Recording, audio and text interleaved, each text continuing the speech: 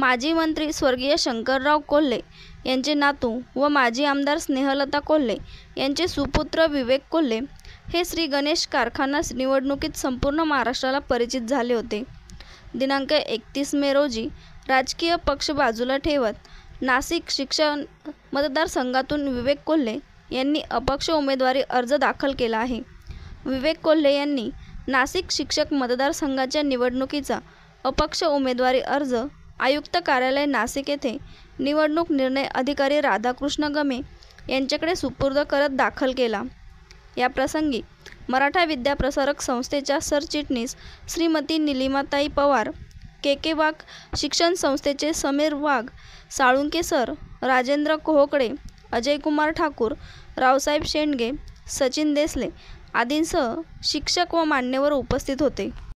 मुळात बंडखोरी नाही, परंतु ज्या मतदारसंघाची निवडणूक आहे नाशिक शिक्षक मतदारसंघ, शिक्षकांच्या निगडीत हा मतदारसंघ असल्या कारणास्तव व्यक्तिशः माझं असं म्हणणं आहे की इतर राजकीय जोडे बाजूला ठेवून आपण या ठिकाणी या उमेदवारीकडे बघितलं पाहिजे।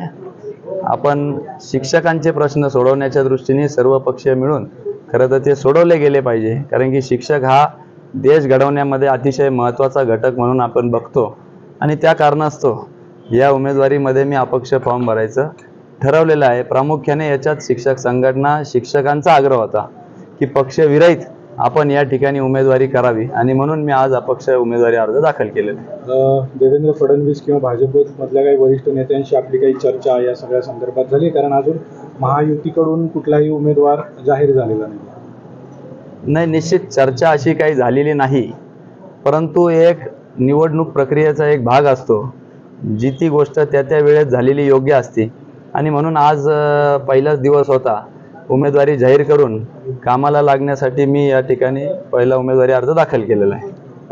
काही फोनवरून किंवा काही संपर्क साधणार आहात आता फडणवीस किंवा इतर नेत्यांशी पाठिंब्या संदर्भात? अर्थात निवडणूक लागली का एक एक मत महत्त्वाचं असतं आणि एक एक व्यक्ती महत्त्वाची असते।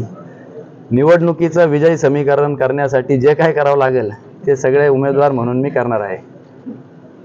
मी पर्टिक्युलर भाजपच्या नेत्यांशी कडे पाठिंबा मागणार का असं माझं प्रश्न? नाही, असं विशिष्ट अपक्ष जेव्हा उमेदवारी करतो तर पक्षाकडे कुठल्या पाठिंबा मागण्याचा काही प्रश्न उद्भवत नाही।